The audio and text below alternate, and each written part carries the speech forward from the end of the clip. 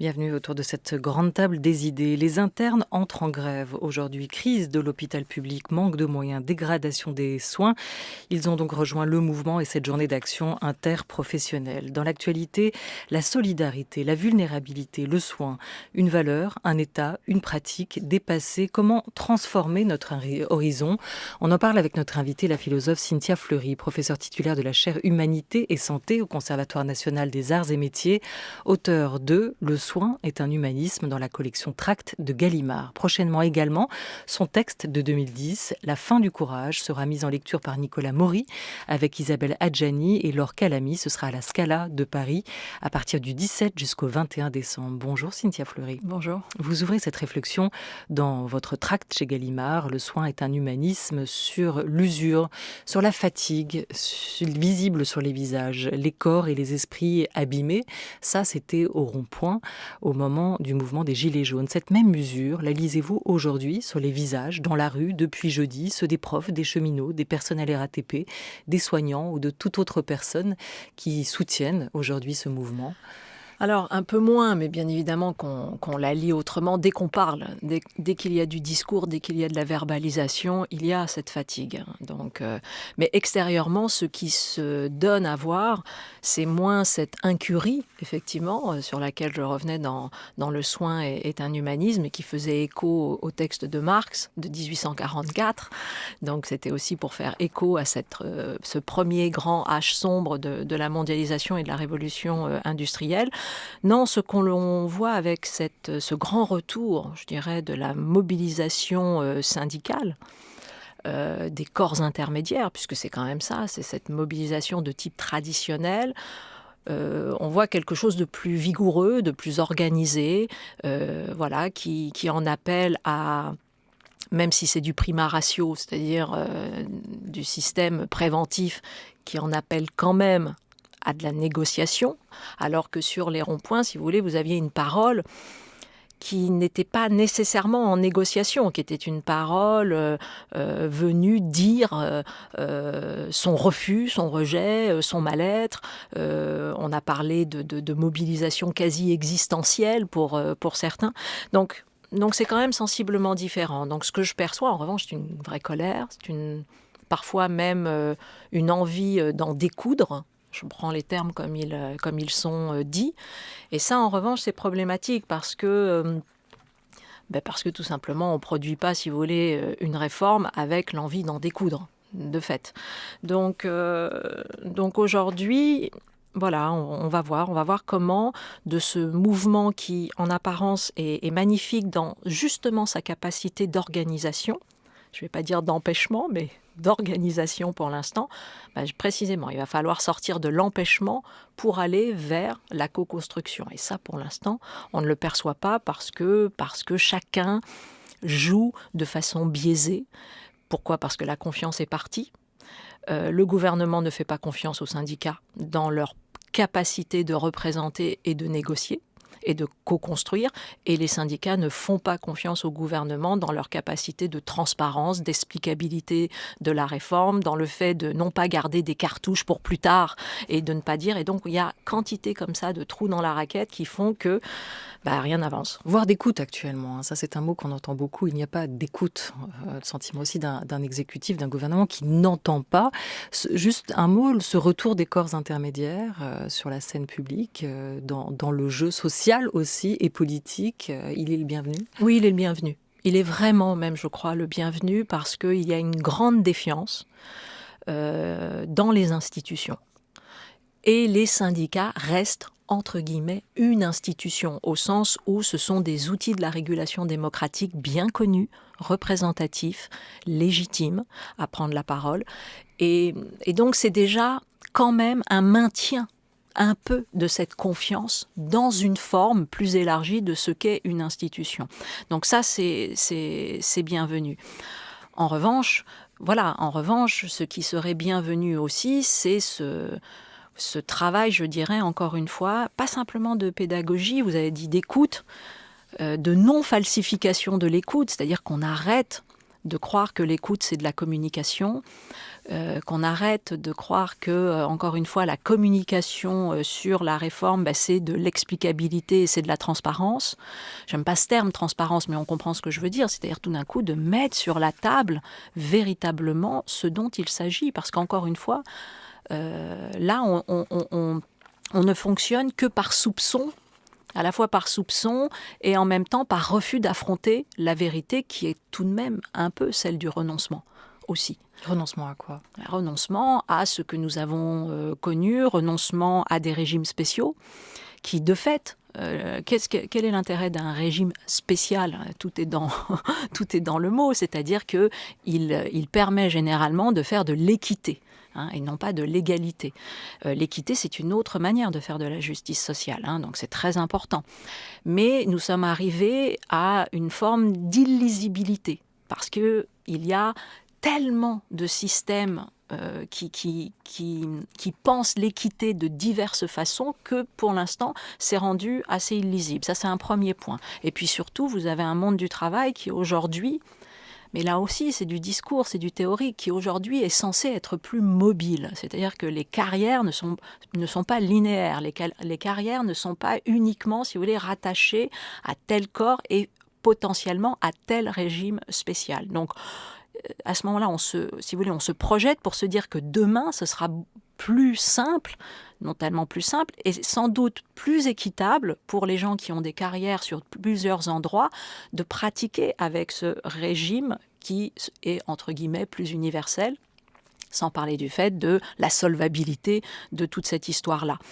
Mais faut-il encore être dans cette idée que la mobilité, si vous voulez, ça peut exister? Et c'est pas si simple aujourd'hui, parce qu'on sait très bien que sur la reconversion, sur la formation tout au long de la vie, c'est du sur la super adaptabilité et l'employabilité de tous, on n'est pas du tout tous au même endroit. Et donc, si vous voulez, vous avez un sentiment que tout d'un coup, on vous enlève ces régimes spéciaux qui sont les régimes les plus, je dirais, construits autour de votre spécificité de travail et donc qui sont justes pour quelque chose qui est très ouvert, qui bien évidemment suppose un choix de vie possible plus ouvert, mais en fait, dans la vérité, c'est pas aussi simple que ça d'aller vers cette ouverture-là.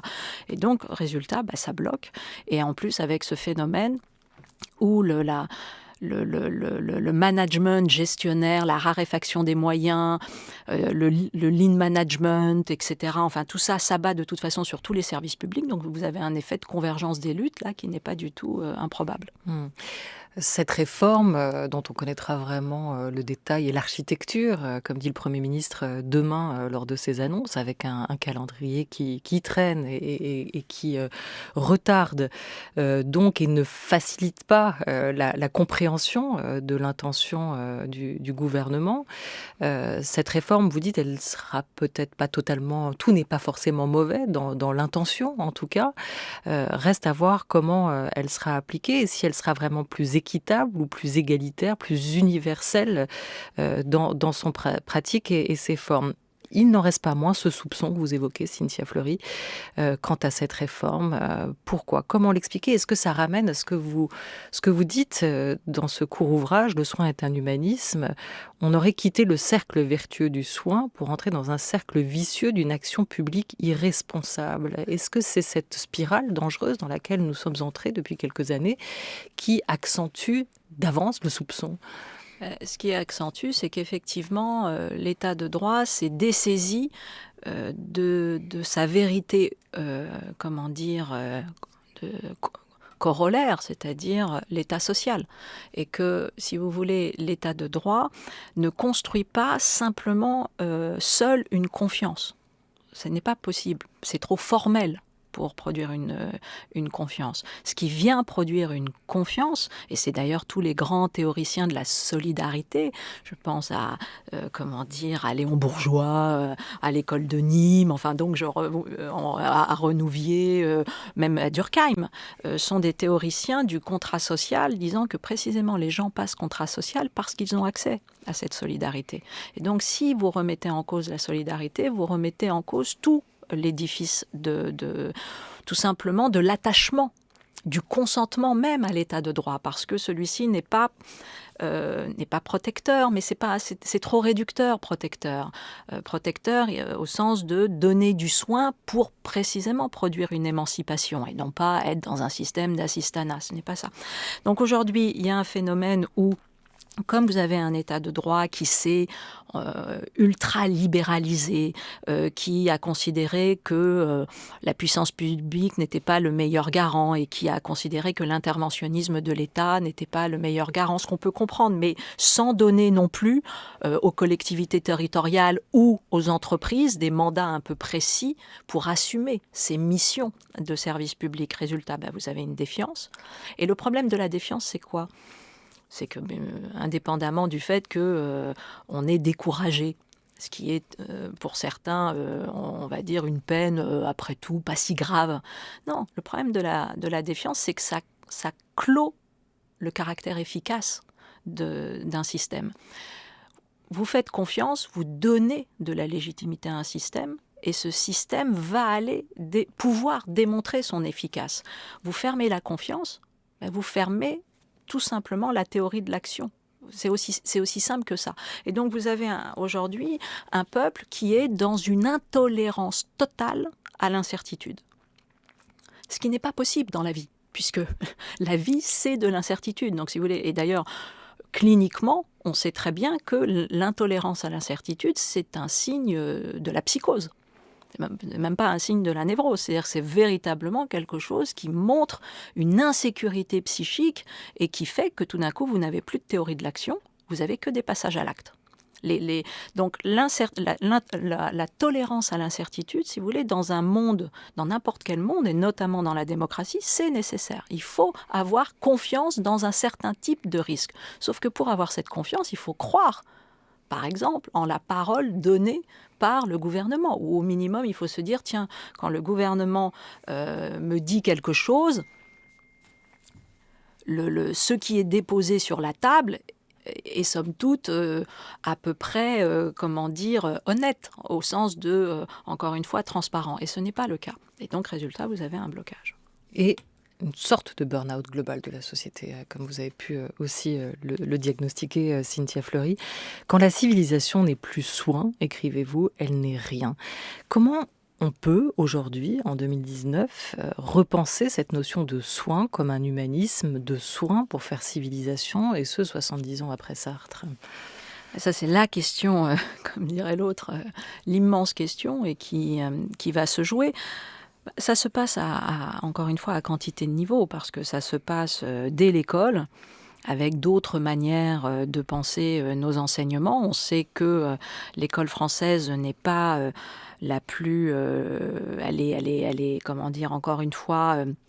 il y a une quantité de déterminismes sociaux qui sont encore très présents.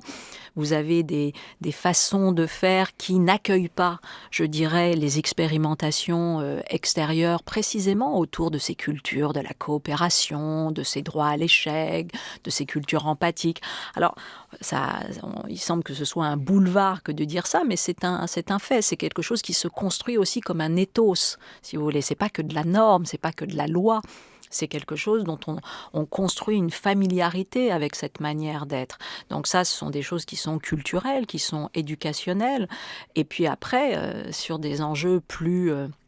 de gouvernance, de règles, de normes, c'est quand même une remise à plat des fonctionnements de nos services, oui, en considérant que ces services publics, ce ne sont pas, encore une fois, que des dépenses, que des déficits, mais que ça construit l'investissement de demain, que ça construit la fameuse employabilité et adaptabilité des uns et des autres. Aujourd'hui, on a les SHS, les sciences humaines et sociales, ont, si vous voulez, un travail de mesure de ce coût, si vous voulez, de ce coût économique, encore une fois, je ne parle même pas culturel, social, etc., mais de ce coût économique du manque de soins dans nos institutions, risques psychosociaux. Je prends simplement le système, puisqu'on en parlait en entrée, des hôpitaux. On nous parle de l'ambulatoire, parce que précisément il y a un manque de d'humanité et de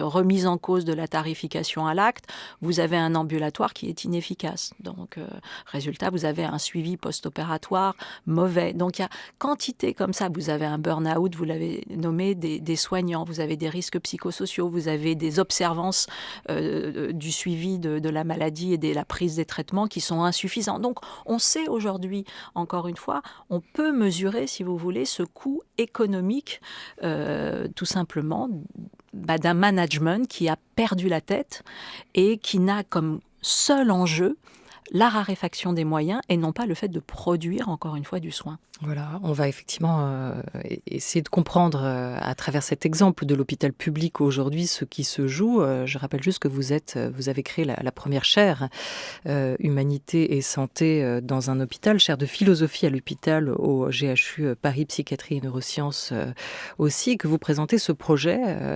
avec cet objectif ou cette envie de ramener la question de l'homme dans cette grande machinerie médicale qui peut être parfois déshumanisante.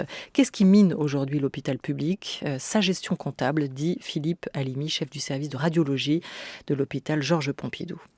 Les personnes qui sont en poste pour diriger les hôpitaux actuellement sont en très grande partie des gens issus de l'économie et de la finance. Et ils ont pour objectif de faire des économies à l'hôpital public. La préoccupation principale n'est plus de bien prendre en charge la santé des patients, même bien entendu s'ils diront le contraire, c'est de faire des économies à l'hôpital. Et donc là, il y a des responsabilités politiques évidentes parce que il faut également avoir à l'esprit que les pressions sur les directeurs d'établissement sont extrêmement dures de la part du ministère, de la tutelle, et puis des agences régionales de santé. Et cette pression va entraîner des comportements qui dépassent les limites de la part de certaines directions hospitalières qui veulent assurer l'objectif de rentabilité de l'hôpital. Voilà, l'objectif de rentabilité, c'est lui qui principalement est au cœur de ce découragement pour vous, Cynthia Fleury. Oui, c'est absolument au cœur du découragement, voire d'un sentiment de maltraitance qui est ressenti encore une fois de la part des patients, mais deuxième étage de la fusée, de la part des soignants eux-mêmes. Et donc c'est eux-mêmes qui aujourd'hui en appellent à un système profondément toxique et à une institution qui normalement est censée produire du soin et qui est malade en interne. Donc, vous savez, un documentaire de recherche que j'ai visionné dernièrement, fait par Marie-Astrid Leteul, et qui est très intéressant parce qu'elle est partie justement avec sa caméra, elle est allée traquer tout ce qui n'est pas mesurable et qui n'est pas mesuré par notamment la tarification à l'acte. Qu'est-ce qui n'est pas mesuré et qui est déterminant dans le soin ? Je cite juste quelques exemples. Elle parle de la détermination des médecins à soigner. Vous savez, quand rien ne fonctionne, quand rien ne marche et que les médecins s'acharnent et disent « allez, il faut qu'on continue », etc. Ça, c'est bien évidemment pas compté. Quand ils doivent, pour produire un diagnostic digne de ce nom, faire des réunions avec d'autres médecins, ça s'appelle la collégialité interdisciplinaire, c'est absolument déterminant. Ça prend du temps, c'est compliqué, ce n'est pas valorisé. Quand ils doivent expliquer à un patient, ça s'appelle l'éducation thérapeutique, qu'est-ce que c'est que sa maladie, c'est la question du consentement éclairé, ce n'est pas valorisé. Quand ils font du paramédical, par exemple, sur les personnes dépendantes qui n'ont plus toute leur tête, qui ont des troubles cognitifs, le problème c'est qu'il faut les mettre sous tutelle. Donc on appelle, c'est le médecin qui appelle, qui cherche. Quand il faut chercher des lits, c'est le médecin qui appelle, qui cherche. Tout ça, ce n'est pas quantifié. Tout ça, ça prend du temps. Si demain, le médecin il dit écoutez, c'est pas la tarification à l'acte, on arrête, le soin s'arrête. Donc, à un moment donné, de ne pas réfléchir, si vous voulez, sur d'autres outils de mesure et qui remettent précisément ce soin comme un dispositif, un grand circuit. Le soin, ce ne sont pas des actes divisés. C'est du grand holistique.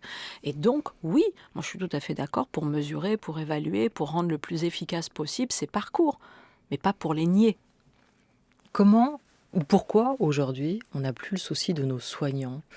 Et pourquoi, on va vite le comprendre, il faudrait aussi les entourer et penser avec eux comment rénover leurs pratiques. Mais pourquoi aujourd'hui on a perdu ce souci du soignant alors qu'ils sont au cœur de nos vies? Alors il y a plusieurs données là-dessus. L'éthique du care a beaucoup travaillé là-dessus, hein.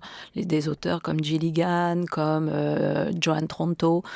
C'est une des premières dans les années 90 qui a parlé de cette mise en invisibilité du soin dans nos sociétés. Pourquoi? Parce qu'il y a des illusions, je crois. Il y a des illusions d'automatisme. La société, ça marche tout seul. On a eu cette illusion-là, sans doute, avec, il y a encore 2 décennies. C'était ce grand... Voilà, la fin de l'État-providence, des 30 glorieuses, etc., nous a donné l'illusion d'un automatisme, très certainement.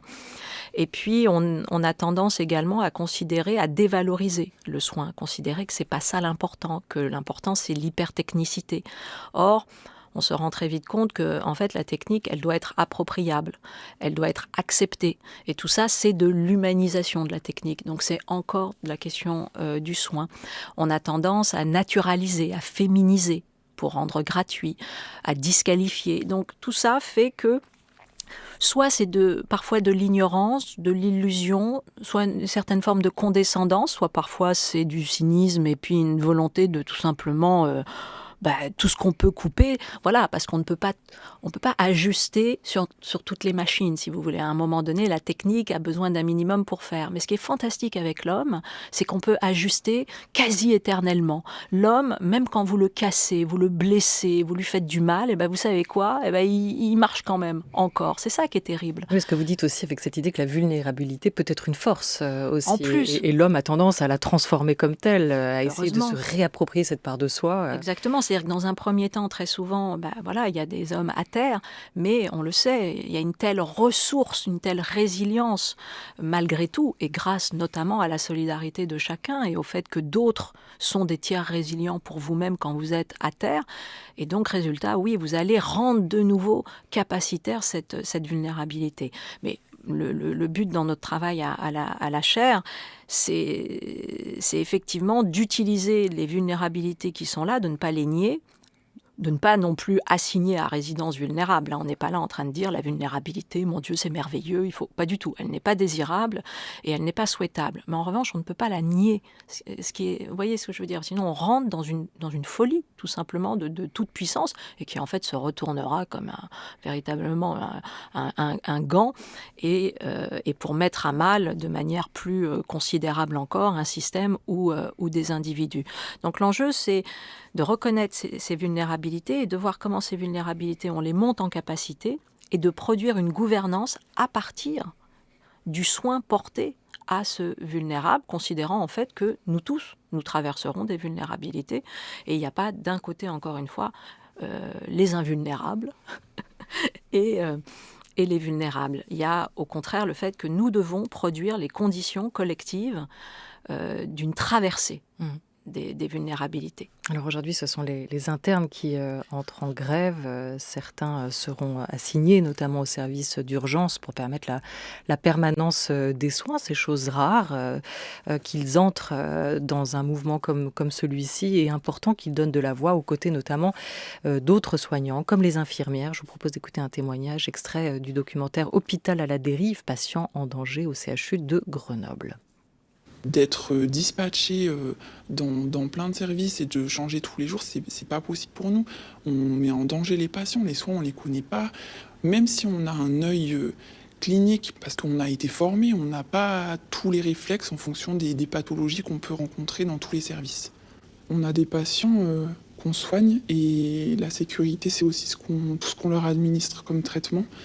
Donc si on n'est pas en sécurité, ils ne le sont pas non plus. Moi j'ai vu la bascule où effectivement, avant d'être près des patients, les soignants sont près des ordinateurs. Le bon sens s'est perdu.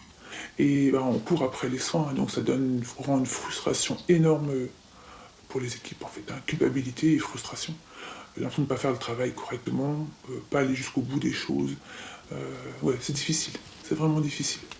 Quand on a des patients qui ont des pathologies qui sont graves, on ne peut plus. On pose le médicament sur la table et on passe à l'autre patient. Et ça, c'est pas normal. C'est pas ça notre métier. C'est pas pour ça que moi, en tout cas, j'ai fait l'école. J'ai plus envie de faire ce métier pour ça. Voilà, extrait d'une web-série documentaire réalisée par Bernard Nicolas et Caroline Chaumet. On entend là l'importance de la transmission, l'importance aussi de la formation, et puis tout simplement, comme l'évoque cet infirmier, le bon sens, qui parfois semble faire cruellement défaut. Exactement, le bon sens et le sens. Elle le dit, j'ai pas fait ce métier pour vivre ça, c'est-à-dire une telle absence à la fois de pragmatisme et d'humanité. C'est une double peine, et encore une fois, c'est une double peine pour aujourd'hui les patients et les soignants. Vous avez, et alors sincèrement, mais c'est des piles et des piles de témoignages sur les réseaux sociaux, partout. On avait travaillé avec Valérie Oslander qui avait fait justement un très bon livre là-dessus, sur l'omerta à l'hôpital concernant les étudiants en médecine, les internes. Pourquoi ? Parce que longtemps, ils se sont tus. Ils se sont tus parce qu'ils sont dans un rapport très compliqué, bien évidemment. Ils cherchent à devenir et à grandir et à devenir médecins. Et donc, ce n'est pas le moment pour la rébellion la plus tonitruante. Sauf qu'aujourd'hui, ils sont abandonnés. Et ils voient bien que, indépendamment d'un déficit sur leur propre enseignement et leur propre formation, ils mettent directement en danger les patients. Donc, là, pour le coup, il y a une double peine qui peut être mortifère. France Culture, il est 13h21 avec notre invitée, la philosophe Cynthia Fleury. France Culture, la grande table, Olivia Gesbert. Le soin est un humanisme, c'est le titre d'un court tract que vous avez publié au printemps dernier chez Gallimard, Cynthia Fleury, où vous montrez que le soin, le care, est à la fois un projet de société, mais surtout et d'abord une question politique. Et puis, comment convertir le découragement en reconquête de l'avenir ? C'est la question que vous souleviez dans un ouvrage paru chez Fayard en 2010, La fin du courage, texte qui résonne de manière particulièrement vive aujourd'hui, et on l'entend, et que vous adaptez en ce moment pour avoir à la Scala à Paris, texte qui tournera aussi, mis en bouche par vous et par Nicolas Maury, avec Isabelle Adjani et Laure Calamy. Vous avez donc ouvert ce dialogue entre ces deux comédiennes, adapté ce texte pour faire résonner ces mots et cette philosophie que vous aviez développée il y a une dizaine d'années déjà. Pour nous montrer comment le découragement peut aussi être utilisé, transformé en une action collective. Oui, alors, c'est pourquoi j'ai voulu faire cette petite forme, puisque c'est assez court, c'est 4 actes, donc c'est très rythmé, 1 heure, 2 magnifiques actrices, et qui sont à un point de leur vie découragés, sans doute, c'est dit, c'est implicite en tout cas, et qui en gros racontent aussi leur manière de négocier avec le monde et avec ce découragement, et comment chacune d'entre elles, il y a un écrivain et une journaliste, et donc et toutes les deux, comment elles négocient avec ce grand théâtre de la société pour éviter de perdre leurs illusions, pour continuer à défendre leurs principes, mais en même temps c'est une négociation permanente. Donc c'est vraiment on parle aujourd'hui, vous savez, on fait souvent ce fin du mois et fin du monde. Alors c'est pas tout à fait ça, mais enfin quand même il s'agit de cela, il s'agit de comment on tient quand on a perdu courage, et bon, heureusement l'une et l'autre vont se redonner précisément courage. Et c'était le texte lui-même, puisque le texte n'est absolument pas avec des personnages, le livre que j'ai écrit est il est conceptuel, philosophique. Justement, je dirais que de passer par la voix des actrices permettait d'aller sur ce terrain de l'incarnation, du vécu, de faire résonner en chacun de nous tous ces manquements aussi, tous ces renoncements que nous avons, et à un moment donné, ces refus de renoncer. Parce que ça raconte ça aussi, ça raconte comment tout d'un coup ces deux femmes, ça suffit quoi, elles ne renonceront plus, et elles vont dans un 4e acte d'ailleurs commencer à ne plus renoncer et à faire quelque chose qui est entre guillemets un peu différent, voire exceptionnel, parce que ça met en cause leur peur, et elles décident de dépasser ces peurs-là. Donc C'est ça le texte. Et puis par rapport à notre sujet aujourd'hui, la question du courage, elle est déterminante, si vous voulez. Alors elle est déterminante dans le sens où elle était déterminante avec les Gilets jaunes, et elle est déterminante avec le fait que on se bagarre pour l'avenir, pour une vision de l'avenir davantage porteuse d'espoir. Et donc, on essaye de reconquérir déjà. C'est pour ça que lorsque vous m'avez posé la première question sur mon sentiment sur la mobilisation, elle est d'abord positive. Parce que bien évidemment que cette mobilisation, elle traduit d'abord encore une forme de courage, malgré une conscience et une difficulté du monde, d'un rapport au monde aujourd'hui. Et refonder le courage passe aussi par une solidarité entre les générations. C'est aussi comme ça qu'on peut peut-être rattacher avec ce qui se joue en ce moment, qui est au cœur de la réforme, de toute réforme des retraites finalement.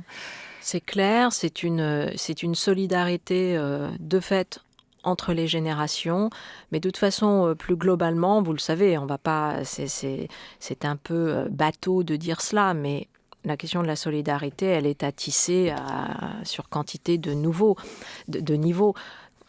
Bien sûr intergénérationnel, bien sûr de genre, bien sûr entre classes sociales.